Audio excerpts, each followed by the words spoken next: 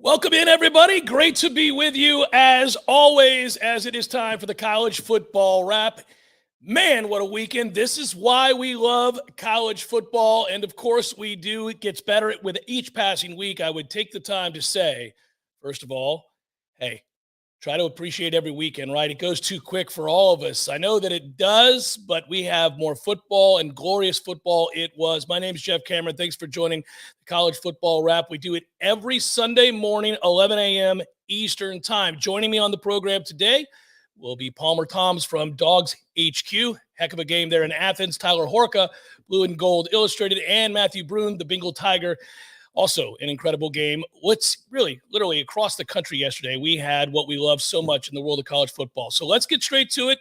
As always, we begin the show by recapping what happened within the top 25 with some notes, stats, and the like, and then we bring on our guests. So the top 25 begins with obviously what happened between Tennessee and Georgia as they shut down Tennessee's high-powered offense, dominated the Volunteers in every facet of the game, 27-13 Saturday in this SEC showdown. Georgia now 9-0, 6-0 in the Southeastern Conference. Obviously now odds-on favorites to win the East, and really in a game that you could look at a lot of ways, you have to start with Georgia's defense. Dominant. We'll talk to Palmer Toms, as I mentioned before, but holding Tennessee to without a touchdown for the first, say, 56 minutes of the football game or thereabouts, that'll help. That'll help you win big games, and it did for Georgia. We'll get more into that game, as I said, in a moment. Ohio State and Northwestern played in a monsoon. Winds in the neighborhood of 40 to 50 miles per hour. Nobody could throw the football game. C.J. Stroud, in fact, the Big Ten leader in passing yards, set a career low with 76. They didn't need it. They pounced on Northwestern and won the game 21-7. Really second half dominance there in an ugly day for football. Michigan 52-17 over Rutgers. It's the first time all season long that Michigan has trailed at halftime. They come back from that halftime deficit and dominate in Piscataway, New Jersey, 52-17. LSU and Alabama, we mentioned it a moment ago. What a game, 32-31. Jaden Daniels ran for a 25-yard touchdown in overtime, found Mason Taylor for a do-or-die two-point conversion. It happens. Brian Kelly gets a signature victory right off the bat in year one. What a difference between week one and where we sit now with this LSU team who is kind of controlling their destiny in the West. And we've got TCU over Texas Tech, by the way, 34-24 in that game. The Horned Frogs are 9-0. 6-0 in the Big 12. It is a 9-game winning streak, the longest for TCU since they won 16 straight and 14 and 15. Number 8, Oregon, 49, Colorado 10. Colorado's a bad football team. Oregon reminded them of that by winning. Going away, Bo Nix completed 20 of 24 passes for 274 yards, 2 touchdowns, caught a touchdown pass as well. Some interesting stats there for Oregon, as you see. We mentioned this before. They're the first FBS team to have a receiving touchdown from an offensive lineman, a receiving score from a quarterback, and a rushing TD by a linebacker, a defensive player, in the same game since 1996. Pretty interesting there. Number 14, Utah 45, Arizona 20. Ugly game for Arizona. Couldn't stop the run. We can't stop the run. You can't win football games. A season high 306 rushing yards for Utah. Texas 34, K-State 27. Ugly second half for Texas, but they hold on, and they were led by Bijan Robinson, who had 209 yards rushing and a touchdown. That's what that guy does. Michigan State upsets Illinois 23-15. Would note here that it is a fourth down nightmare for Illinois on the day. The Illini stopped 5 times on fourth down. 3 of those were in the red zone. Penn State rolled easily 45-14 over Indiana. Not a lot to talk about here. Katron Allen, 86 yards, scored a season high 3 times. Kansas gets back in the win column. They get healthy. And how about this? They run for 224 yards, does Devin Neal. And he had 110 receiving yards. Kansas 37, Oklahoma State 16. Not a good day at the office for the Oklahoma State defense. They gave up a ton of rushing yards. Tulane beats Tulsa 27-13. And at this point, you would note that the Green Wave are 8-1, 5-0 in the American at this point. Washington beat Oregon State 24-21. Elsewhere, games of note, Central Florida on the outskirts there, right there at 25. They beat Memphis 35-28. Cincinnati knocks off Navy 23-15. And in a rivalry game, Florida State trounces the University of Miami in a game that was never competitive, 45-3. Most lopsided victory in the history of that series for the road team. So without further ado, we'll take the time now and get into it because, as I say, I always like to have the opportunity to talk to guys on the ground. These are the guys that run the sites 4on3 in their respective programs, and they have the expertise and insight to get you caught up on who's doing what. Well, right off the bat, we start with Palmer Toms, Dogs HQ. Hey, Palmer, how are you? Good morning this morning, sir. I'm doing well, Jeff. That extra hour of sleep certainly came in handy after what was an exciting game in Athens, and one that'll be remembered for a long time here in the Classic City. Atmosphere looked absolutely incredible, and I will say, for the purposes of transparency, my niece goes to the University of Georgia. She was there and was awfully excited, and I told her I was happy she had a good day. It looked like all dogs did. Let's start with why they did. The defense reminding everybody that, yeah, Tennessee's offense is nice, and offense in general is what fans like to talk about, but I thought Georgia's defense just carried the day and dominated the line of scrimmage. Absolutely. I mean, like you said, offense is what everyone likes to talk about, and that was certainly the case coming into this game. But if Georgia's defense took note of that, they took it personally. You heard after the game, Kirby Smart told us that cornerback Keely Ringo texted him last Sunday when they were starting prep for Tennessee and said, "Hey, coach, can I meet with you?" He was like, "Hey, man, what's up?" He said, "I want number 11. I want Jalen Hyatt." And to me, that was kind of the attitude that Georgia as a team took into this game. They embraced the challenge of this Tennessee offense, especially that defense. To me, I think when you go up against an offense like this, there's two ways you can play it. You can either put the extra reinforcements in the secondary and trust your defensive front to get pressure naturally, or you can bring pressure up front and trust your defensive backs back there to hold their own. Either way, you're relying on the talent that you have somewhere and supporting an extra little bit of your defense elsewhere. And Georgia decided we're going to trust our defensive backs. Very, very bold strategy against a Tennessee offense that was leading the country. Number one in scoring, number one in yards, yada, yada, yada. You can go down the line with these stats. But Georgia knew that they needed to get pressure on Hendon Hooker. They couldn't let him sit back there and pick them apart, because if you're not getting pressure, you're asking those defensive backs to cover for a longer time than they're capable of. So Georgia certainly got pressure on the day, came into the day last in the SEC in sacks, 120th in the country with 10 on the season. They had 6 yesterday. And really, I think I'll be interested to see if there's any stat changes. Could have been 8 because there were 2 plays that weren't credited as sacks. One was originally credited as 1 and then changed in the press box to just a run for no gain from Hendon Hooker. I'll be interested to see if it bumps up to 8, but certainly 6. I mean, more than half your season total coming into the game. That's one way to slow down this Tennessee offense. Yeah, Palmer, I thought from the get-go, Starks, Ringo, you mentioned, obviously Bullard, I think had 2 sacks in this game as well. I watched this game. It was Georgia harassing Hendon Hooker all afternoon long. Really, he could never get comfortable. You could tell that. But it wasn't just Georgia's ability to dominate the passing game of Tennessee that we talk so much about. They held Tennessee as well to under 100 yards rushing, and I think that is a misnomer. I think you wrote about it as well there on the site, Dogs HQ. Because a lot of people think that all Tennessee does is throw it around the lot. Well, they mix in the run nicely. That's one of the complementary elements of this offense, is that if you want to play off, they'll run the football, but they couldn't run the football either. So you dominated on both ends. And it's funny, you put the faith in your secondary. That proves out to be a wise decision. But what you also learn is something you probably already knew. You got a pretty good defensive line. Oh, yeah. I mean, Jalen Carter at full strength is a wrecking ball up front for Georgia. 88 there in the middle. Felt like he was going to make a big impact. Felt like it was important for him to make a big impact, especially with him getting after the quarterback. Well, he forces 2 fumbles on the day. One of those was on Hendon Hooker in the end zone. I thought it was a safety. It was a safety. They screwed that call up, Palmer. You're correct. Yeah, I thought it was a safety. Went back and watched it, thought it was a safety again. Certainly interested to see if there's any statement on that. But, Georgia, Jalen Carter, Warren Brinson, Nazir Stackhouse, those guys were absolute monsters up front for the Bulldogs. They needed them to be, and it was certainly important for them because, again, they understood that, like you said, little bit of a misnomer there that Tennessee was this pass happy team. I think they came into the game running it like 58% of the time. And so, that was, that was something that they really wanted to put an emphasis on stopping. You make them one dimensional. It's something that they did last year. Very similar strategy. Get after Hendon Hooker there and worked out again this Saturday. Before I get into salting the game away with a 15-play drive that took the life out of Tennessee in that second half, and the weather rolled in and all that good stuff, and then it was a lot of fun for the students, I could tell, as the rains came down. But I wonder. I'm curious. Obviously, you cover Georgia 4 on 3, and people who aren't in Athens there like you are covering this team on a day-to-day basis. It's been an interesting year for Georgia, who's had at times looked bored.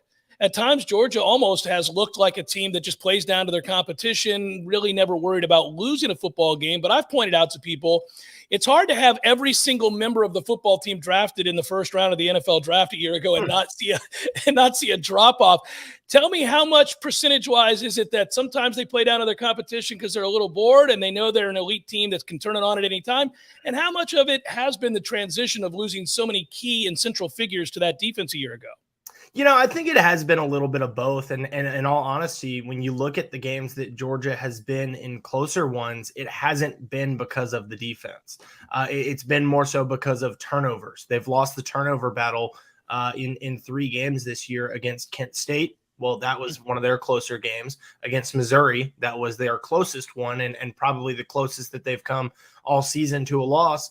And then against Florida this past a week ago, yesterday, that one was close there for a second. It was down to a 1-possession game. It really hasn't been because of the defense that they've, been in tight games, when they have been in tight games, and you want to call a game against Florida a 22-point win a tight game, go ahead. Missouri, to me, is really the only tight game where it ever really felt like Georgia was in trouble. In all honesty, I think you look at the games that they have played really well, the Oregons, the South Carolinas, the Tennessees. They have dominated on the defensive side of the football there. And it's just the standard in Athens. It's something that Kirby Smart and these players preach. And then they know that, just because they had 8 players picked on the defensive side of the football doesn't mean that there's going to be a drop off. They've recruited these guys. Kirby said it this week. These guys that are here, these guys that are on the field now, they are there because of their own merit, not because, the conversation should be about them and what they're doing, not what they lost, because it's very, very impressive to be doing what they're doing and having lost what they lost. And the further removed we get from that dominating performance against Oregon to start the season, the more impressive it looks, as Oregon has gone on to really light it up and dominate in the Pac-12. So we think back about that game and the way Georgia dominated that football game. Let's go back to this game here. It was a huge one, and obviously Georgia kind of took the life out of Tennessee pretty quickly in this one. I go back to the second half, though. If there's ever going to be a comeback for a team that's trailing and has an explosive offense, it's usually going to start there. They've got to come down and score. The team that's winning big has got to kind of fool around, have a 3 and out.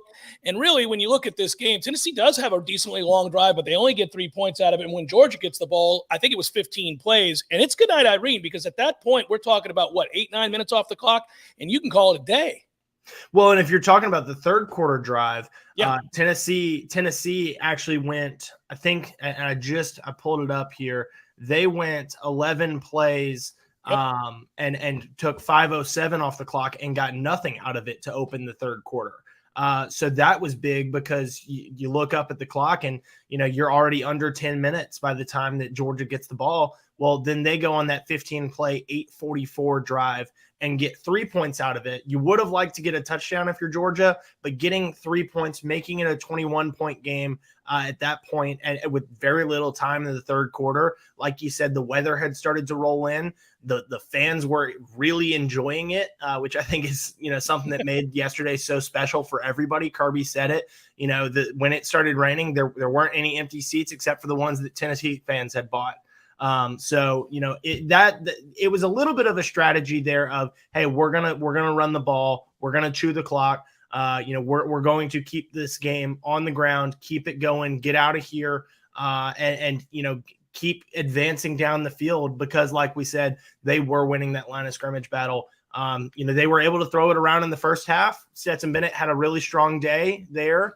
226 yards before the break, accounted for all 3 of Georgia's touchdowns. And you felt like he really had to play well, especially going up against that Tennessee offense. So credit, to Stetson Bennett. Don't want to forget about him. But like you said, that third quarter and the ability to run the ball there in the second half was really big for Georgia. Well, and Palmer, I was going to ask you this before we left because that's how I was going to end. Stetson Bennett, at times maligned, has been uneven with his play, but I thought early in this game showed he was locked in.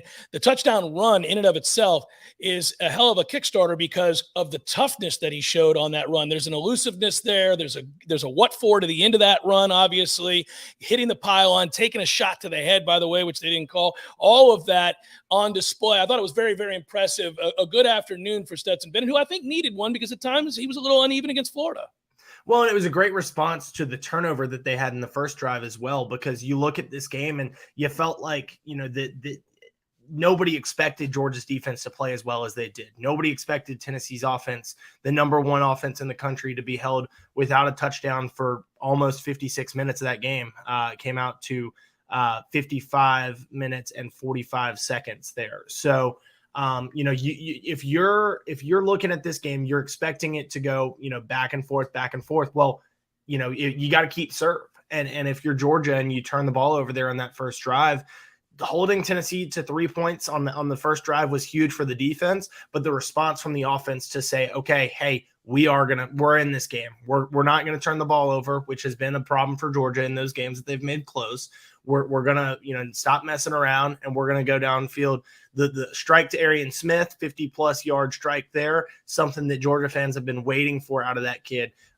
He's been so banged up throughout his career, but he's always had that game-changing speed, that game-changing playmaking ability there that Georgia fans have been waiting to see in a game like this. Well, they saw it in when Georgia got things going offensively in that second drive. That leads to that touchdown run. Like you said, Stetson shows a little bit of toughness and elusiveness to escape the pocket, escape pressure, avoid a sack. He took this one personally. You saw him with a little bit of a phone celebration. Call me. He told us after the game that, and it was reported during the game that his phone number got leaked on social media. And Tennessee fans, he said he woke up, throughout the night, had 600, 700 phone calls from Tennessee fans. So, he certainly wanted to play well. This is a school that means so much to him. Playing in an atmosphere like that. The fans mean so much to him. Obviously, his legacy is cemented in Athens already with that national championship. But a win like yesterday's just goes the extra yard to further his legacy here. Final thing, Palmer, what's left for you guys this week as folks tune in and go to the site Dogs HQ? Yeah, we're going to have a ton of coverage throughout the day today. Reactions, recap of the game, big win over Tennessee. We'll have our podcast live on YouTube, 8:30 Eastern, before we turn the page to Mississippi State and a tough test that the Bulldogs have going on the road to take on the Bulldogs in Starkville and the Cowbells. And, Georgia has set themselves up for a fun closing stretch here. Road trip to Starkville, road trip to Lexington, and of course, the rivalry game against Georgia Tech to end the season before likely playing LSU in the SEC championship. I know that's something you're going to get into here before too long, so I won't steal your glory. But Dogs HQ, and follow us for your coverage today and throughout the rest of the season. Have a great rest of your Sunday, Palmer. Thanks for joining us this morning. We appreciate your time. Be well, good sir, and I'll talk to you down the line. Of course. Thanks, Jeff. Yep, take care. Palmer Tom's right there, Dogs HQ. Now we go from one big win to another, and I'm excited to welcome in Tyler Horka, Blue and Gold, another great On3 site. Tyler and I just got done talking. And Tyler, what was it we talked about? We talked about finding an identity, understanding that the run game was where it was at. And the numbers are overwhelmingly so that Notre Dame, if they're going to win, they got to run the damn ball. They're 6-0 this season when they run it 40 times or more. They're 0-3 when they don't. Is it that simple? Yeah, it is. And you saw it last night. Now, they do need a little bit of help along the way, helping themselves, I would say. Against Syracuse last week, what did we talk about? That pick six at the very beginning of the game kind of set the tone. And then when Yeah. things got dicey late, they still had that touchdown cushion. Last night, what was it? They block another punt. I think it's the fifth time in the last 4 games and the sixth time this season that Notre Dame has blocked a punt. And they just said, we're not even going to set up our offense for this one. We're just going to take this one right in. So they spot themselves 7 points again. When you get out ahead in ball games, especially against good teams like Clemson, you're able to stick to your identity a little bit more. You're able to say, okay, yeah, this is going to be one of those games where we run 40 times because we're playing from ahead. Notre Dame does not like to play from behind. You saw it against Marshall of all teams. You saw it against Stanford of all teams when they dropped down 13-0 in that ball game. So when Notre Dame gets out ahead, they're able to give the ball to Audric Estime, Logan Diggs, take the pressure off of Drew Pine, who struggled again, barely completed 50% of his passes against Clemson. But look, you can have Drew Pine throw for 85 yards in a ball game when you run 47 times for 263 yards and a couple touchdowns. That's going to get the job done against just about anybody. And when you hold Clemson down like Notre Dame did defensively as well, it's another one of those games, just like we talked about last week, where Notre Dame played really well in all 3 phases of the game. Tyler, I'm kind of having fun watching this Notre Dame team. I enjoy old school teams that will bludgeon you in the run game, win special teams, play good enough defense. I think you're right, though. They're going to need a little bit more if they seek to go 9-3 and get an upset at the end of the year. I guess it would be a pseudo upset over Southern Cal. I think the way Notre Dame's playing right now, I don't know that people would be shocked by that. Yeah. But you're going to have to get Drew Pine to do more than the 52 or 53% completion and 85 yards, whatever it was. I am kind of curious. Do you think there's more in there with him, or is he what he is at this point? I think there has to be a little something. Look, North Carolina is an 8-1 football team, and what's that one? Notre Dame beat them very handily in Chapel Hill at the end of September. And why did Notre Dame win that game? Yeah, the running game was good. I think they ran for something like 287 yards, but Drew Pine passed for 289 yards in that game. So that was as balanced as it gets. Tommy Rees, offensive coordinator, talks about balance, balance, balance. What you're looking at right there is not balance. That's a one-dimensional football team. And when you play as well defensively and in special teams as Notre Dame did, you can win games like that. But what Notre Dame did against North Carolina with Drew Pine passing the ball, completing about 75% of his passes, 3 touchdowns, looked really good in spreading it around in that game. It wasn't just Michael Mayer, the tight end against North Carolina. He got the ball to Lorenzo Styles for a deep touchdown. Braden Lenzy was catching the ball. Jaden Thomas. You had other guys involved. So it's there. Notre Dame can do it. I think Notre Dame could probably do it against a defense like USC's. That's a little Jekyll and Hyde. As Jekyll and Hyde as the Notre Dame offense has been this year, USC is kind of that team as well. So it's possible. But the one thing about that USC game at the end of the year, and I know we're skipping ahead of Navy and Boston College, but with the way Notre Dame's playing right now, you think they're going to win that game. I know it's been a weird season, but you think that they can beat those opponents. So you do look ahead to USC. You can't let Caleb Williams and all those offensive talents that they have there get out ahead of you, because what we talked about at the beginning of this conversation is very real. When Notre Dame plays from ahead, it can do this where it gives the ball to Audric Estime, Logan Diggs, and let those guys go downhill. Look at those numbers. You take those every single time, but all of a sudden when you're losing 10-0 and you're like, okay, Drew Pine, you're going to have to throw it a little bit, things get a little dicey for Notre Dame. Yeah, 47 team rushes for 263 yards and 2 touchdowns will carry the day most days. But like you said, there is a very exact recipe for Notre Dame to win football games, and it's to get out ahead so that you can fall back on that run game, throw off a play action. I was very impressed, and I've been very impressed. You know, you and I talked last week about the hiccup, the one inexplicable, the Stanford game that everybody keeps going back to, or else this would be a tremendous season. Right now it's a good season, verging on very good season.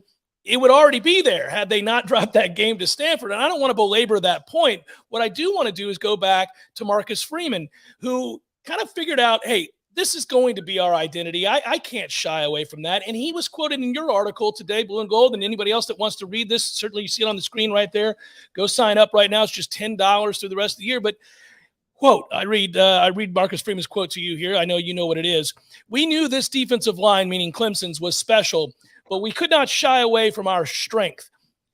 It's so refreshing for coaches to find out what they are, what the team's strength is, and never play to the other teams. Just play to your own strengths. They never shied away. Right now, Clemson's been exposed. This isn't a Clemson show, but this is the third team that has just lined up and run on Clemson this year. Notre Dame with the capper. I know Florida State did it in a loss. It's interesting to watch now. Good choice, Marcus Freeman. Good to see a guy recognize what a team is and stick to the guns. And do it in his first year as a head coach, right? There's a lot of 36-year-old head. Well, here's the thing. There's not a lot of 36-year-old head coaches out there, period. But anybody that would have been in Marcus Freeman's shoes, maybe they say, oh, man, we can't go at this Clemson front. Those are some big, bad dudes up there, and they're going to stop us in our tracks, and we're going to have to find another way to win the game. No, he said, we're going to do what we do, because there have been just learning curves left and right for Marcus Freeman this year, right? You mentioned the stat at the beginning, 6-0 when you run 40 or more times, 0-3 when you don't. I think Marcus Freeman was smart enough to realize going into this thing, man, if we don't hit that number, and it's not an exact science, right? Notre Dame could have run the ball 39 times as well as it did last night and probably still won the game. But there's a correlation there. Notre Dame knows what it is. Marcus Freeman knows that this is what Notre Dame is. And he said, I guarantee you, he huddled Tommy Rees and all the other coaches in some room in South Bend here and said, hey, if we're going to win this game, we're going to win it with number 7 and number 3 running the ball. And that's exactly what happened. I just have to go back to the special teams, though. I think Brian Mason might be more popular than Marcus Freeman in South Bend right now. He's the special teams coach. Yeah, I tweeted something about him on the field. Obviously, there was a field storming in South Bend last night, and he was just kind of standing there soaking it all in, and I took a picture of him. That is my most liked tweet on Twitter right now is Brian Mason, because these are game-changing plays that Notre Dame has had in special teams, and Dabo Sweeney said it was mind-boggling that they just let Jordan Botelho go right up the middle and block that punt. Isaiah Foskey has done the same thing a couple times this year. It's kind of like with the run game, right? These guys know that Notre Dame is coming after punts. It's an aggressive special teams unit, something that we haven't seen in South Bend in recent years. Brian Mason is the reason for that. These teams know it's coming, and they still can't stop it. That's a refreshing thought if you're a Notre Dame fan, that these things are just working in Notre Dame's favor. And it's no fluke either. Notre Dame is trying to do these things, and they're being successful in doing them. Yeah, it's a fun brand of football. Tyler, lay bare for us what you got this week. What's going on there at Blue and Gold? Let everybody know so that they can get the best in Notre Dame coverage here for On 3. So Notre Dame is going on the road, I guess you would call it. It's a neutral site game in Baltimore where the Ravens play against Navy. Everyone that follows Notre Dame football knows that this was once the longest standing rivalry, if you would call it that, in college football. They had played every year dating back to 1927. COVID kind of squashed that because Notre Dame joined the ACC for a year and wasn't able to play Navy. But I would say this is Navy is what it is. They're not a great football program right now, but there are some historical ties to this rivalry. We'll be writing about it all week at blueandgold.com. Obviously, today we're focusing on Clemson and what happened last night, Notre Dame beating the number 4 team in the country. But I think you said it a little earlier. This is an exciting time to follow Notre Dame football, read about Notre Dame football. There was a moment where you thought this season with the first-year head coach was on the fritz, and you didn't know if Notre Dame was going to get to 6 wins and make a bowl game. Now it's very possible they finish the year 9-3 if they upset USC. You can win 10 games with a bowl game victory. We have all of that covered at blueandgold.com. $10 for an entire year of premium access. If you're a Notre Dame Fighting Irish fan, that's the place to be.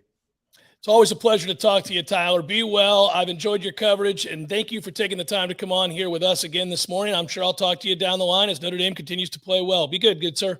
All right. I appreciate you, Jeff. Yep, take care. That is Tyler Horica. You saw there Blue and Gold Illustrated. We'll, in a moment, have an opportunity, we do believe, to talk to Matthew Brune of the Bengal Tiger. Obviously, they're coming fresh off a absolutely huge win and really one of the most exciting games of football you'll see this year. In fact, there he is in the green room. I know that now. It's perfect time to segue in. We've talked to Matthew before. We're going to talk to him right now. Hello, Matthew. Good morning to you. What a game, to say the least. How are you? I'm doing all right. Recovering a little bit. I just long night in the press box. We did our podcast right afterwards. Obviously we weren't going anywhere. Traffic was crazy. So just glad to be home and after a long night and get some rest and now talk about this game. Yeah, so for people that didn't see the way that Matthew did for the Bengal Tiger, this football game and only saw the score, well, they'd look at the score 32-31. They'd say, that was a good game. It was a crazy game. It's a crazy game. 7-6 at halftime, everybody. 7-6. There are 6 lead changes in the second half. Let's go through all of it. I guess I want to start, Matthew, with the defense, because I know people see 32-31. They may not want to start with the defense, but I watched this game. I saw the way that LSU played, and I thought they were really good at getting an awful lot of pressure throughout the game on Bryce Young, and I thought he looked a little off or certainly uncomfortable. Yeah, I mean, he completed only 49% of his passes, and that's Bryce Young, that reigning Heisman Trophy winner. I mean, they dialed up more blitzes in that game than they had all season, to me, in any game all season. And so give credit to defensive coordinator Matt House in the way that he was able to really attack Bryce Young. They had star freshman linebacker Harold Perkins on the field a ton. So when you have him and then you have, potential first round defensive end in BJ Ojolari, that allows you to be more aggressive. And then I thought from the back end, they hung with the Alabama receivers really well, whether it's Ja'Cory Brooks, Latu had a couple receptions, but for the most part, I thought the defensive backs did a great job in sticking in coverage and forcing Bryce Young to extend plays. And try to extend plays while Harold Perkins, kind of spied him for a bit. But yeah, the defense was tremendous. I mean, like you said, it ends up being 31-32. Sorry for those who had the under 56.5, but man, what a performance from the defense. So let's work backwards and talk. We start with the defense there, but I guess obviously I want to get your thoughts. Was there a sense in the press box that if LSU were to score, that Brian Kelly would go for 2? No, not really. I think, and then after the game, Kelly was like, it was kind of an in the moment decision, because he thought the way he thought of it was that if you would have offered me before the game, you had one play to get 3 yards to beat Alabama, he said, I would have taken that 100 times out of 100. And that's the way he kind of rationalized that decision in his head. And to me, I was, talking to people in the press box, I was like, the defense is playing so well. Alabama's not scoring with ease. Alabama is struggling to score on these possessions. There was the pass interference call, all that stuff, the deflection that wasn't called. I thought, take the extra point. I think your defense is playing well enough, but he wanted to go win that game. And I knew they had a call that they had liked. I'd seen them run that play before with Mason Taylor, where he kind of gets across and, they kind of clear it out for him. But they had a play they liked and they went with it. So a huge call. And, ultimately it pays off.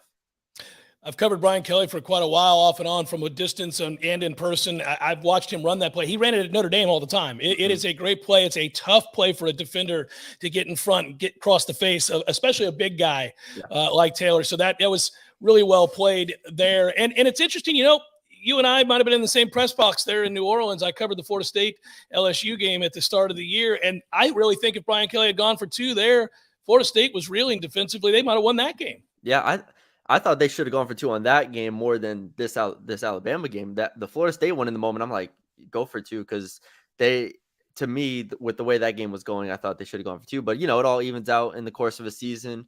You beat Alabama on a 2-point conversion, you get an extra point blocked in the game. So they're sitting here with 2 losses, but they control their own destiny going into the final 3 games of the season. Talk about Jaden Daniels. He's a different guy, and he gets better every week. I thought he was very good in this football game. 22 of 32, 182 yards, 2 touchdowns. More importantly, though, he made big plays when they had to have big plays. He rushed for 95 yards. I think that's on 18 carries.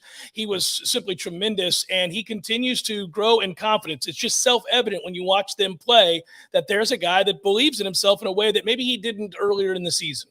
Yeah, I love the way that he approached this game, the composure he had. The biggest thing to me was that when Bryce Young had his, quote unquote Heisman moment, when he escaped the pocket and found Ja'Cory Brooks for the touchdown late in the game, Jaden Daniels came back on the field, drove them down for the score, and then in overtime makes the rushing touchdown and then gets the 2-point conversion. He had moment after moment where he delivered on big plays, big throws. The throw to Mason Taylor for the touchdown to give them the lead at, I believe it was 24-21. I mean, there was just never a moment when Jaden Daniels wasn't in control of that offense. And that's really all you want from your quarterback, right? You want them to be in control. You want them to be on the same page as everybody. I thought just the passing game was really, really impressive against these Alabama defensive backs. Kayshon Boutte, Malik Neighbors were always on the same page as Jaden Daniels, coming out of their routes sharp. And they, to an extent, attacked Kool-Aid McKinstry and Eli Ricks on the border, so on the outside. So, Jaden Daniels, man, there's not enough words to say about him. But he is a baller. He is one of the. With going toe-to-toe with Bryce Young here, we know how well quarterbacks have to play to beat Alabama. And I questioned if the Alabama pass rush would bother him. I questioned if he'd be able to make a couple of these throws, but he completely delivered and continues to get better with every week. And Emory, Williams, both those guys had great days on the ground. When you look at the yards per carry numbers, I know you guys wrote about that as well on the Bengal Tiger. It's impressive, really, when you think what they pieced together there against Alabama's defense. So that allowed Jaden Daniels to be special as well, because it didn't have to all be on him. Really, everybody rose to the occasion. And I think some of the things that we're talking about here speaks to another maybe surprise for some people if you watched LSU early in the season compared to now, and that is how well this offensive line played in this football game. Yeah, it's I think it was mentioned on the broadcast because I got home and I actually started watching the broadcast as I was eating. So I rewatched the game at 2 or whatever a.m. it was. And they mentioned it, but you have two true freshman tackles there in Emory Jones and Will Campbell, which was to me a big concern going against Will Anderson and Dallas Turner. Just on paper, that makes complete sense. But I thought Mike Denbrock and Brian Kelly did a terrific job of continuing to change up their fronts to slide to fan, I believe they called it. They kept Josh Williams in to block at times. Jaden Daniels they rolled him out a couple times. They had those RPOs where he kind of has a receiver out there where he can throw to, even though Alabama did a good job against that. They did enough to keep Anderson and Turner from just, straight pinning their ears back and attacking. And that is huge. And that's a credit to, the offensive line coach, Brad Davis, Mike Denbrock, Brian Kelly, for figuring out how to minimize the, ability of Anderson and Turner, because those guys coming into the game, I thought were going to have a bigger impact than what they did. And that's not, they didn't change personnel. They still are without, Garrett Dellinger, who's one of their better offensive linemen. So they just, schemed it up really, really well. And they gave us a magical night, a memorable night. For anybody that's ever been to a game there in Baton Rouge, you got to know how special it is. It almost jumps off the TV as well. What's next for this week of coverage there at the Bengal Tiger? Tell us about what you guys are going to be providing the On3 folks that obviously want to subscribe to the Bengal Tiger. Yeah, the first thing is recruiting. Obviously, recruiting is the lifeblood of every program, and there's not a site that covers LSU recruiting better than the Bengal Tiger. Shay Dixon, Billy Embody are two of the best in the business. So, yeah, from a recruiting standpoint, LSU got to commit right after the game, and it will continue to heat up with 5-star, 4-stars, a bunch of top players. So, find out who LSU is getting next on the site, at the board, and then figuring out how LSU doesn't have a letdown, going to Arkansas next week. And even though Arkansas, lose out to Liberty, that's going to be a game where you can't take your foot off the gas. I said it last night, this team doesn't have the talent of, Georgia, or even I think, to Tennessee to a degree, to where you just roll the ball out and you go win, you go beat Arkansas 40-10. This team can't roll the ball out and do that. This team has to execute and play at a high level to take advantage of its talent. So yeah, it's going to be a week previewing that, and then basketball starts up tomorrow. So it's all coming together. It's all coming together on the site. Hard to believe that's all happening right now, as well as we're all entrenched in football. Enjoy every game. I know you enjoy covering it, and you do a great job for us, Matthew. Thank you. Take care. Have a wonderful Sunday. I'll talk to you again down the line. Yep. Appreciate it, Jeff. Yep. Take care. Tiger is, of course, the website there for On3. I want to thank all three of my guests. Palmer Toms of Dogs HQ. Go there for the best in Georgia coverage. Tyler Horka, Blue and Gold, has joined us again as Notre Dame.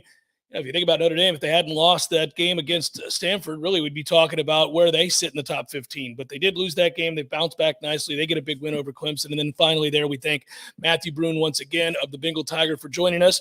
And then lastly, I want to thank all of you guys. We do it every Sunday at 11 a.m. Eastern. We go ahead and peruse the top 25 in the sport that we're all so passionate about, kind of reflect, reminisce, look ahead.